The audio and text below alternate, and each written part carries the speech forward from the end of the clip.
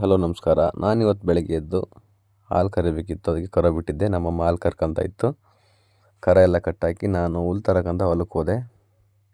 ಬೆಳಗ್ಗೆ ಹೋಗ್ತಾಯಿದ್ದೆ. ಇಬ್ಬನಿ ಕೂಡ ಹೋಗಿರಲಿಲ್ಲ, ತುಂಬ ಚಳಿ ಇತ್ತು. ಹಾಗೆ ಅದರಲ್ಲೇ ಹೋಗಿ ತೋಟಕ್ಕೆ ಹೋಗಿ 1.5 ಹುಲ್ ಕೊಯ್ಕೊಂಡು ತಗೊಂಬಂದು ಮನೆಗೆ ಹಾಕಿದೆ. ಮನೆಗೆ ಹಾಕಿ ಹಾಗೆ ಬಸ್ ಸ್ಟ್ಯಾಂಡ್ ಹತ್ರ ಹೋಗಿದ್ದೆ. ನಮ್ಮ ಹುಡುಗರಿದ್ದರು ಅಂತ, ಅವ್ರು ಏನು ಹೇಳ್ತಾರಂತ ನೀವೇ ಕೇಳಿ.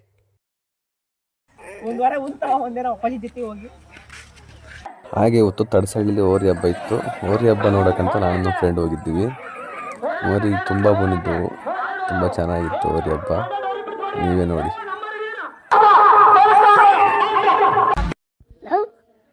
ನಾನು ವೈಲೆಂಟ್ ಆದ್ರಕಲ್ಲ ರಾಮ, ನಾನು ವೈಲೆಂಟ್ ಆದ್ನು ರಾವಣ ಕಲ್ಲ ರಾವಣ.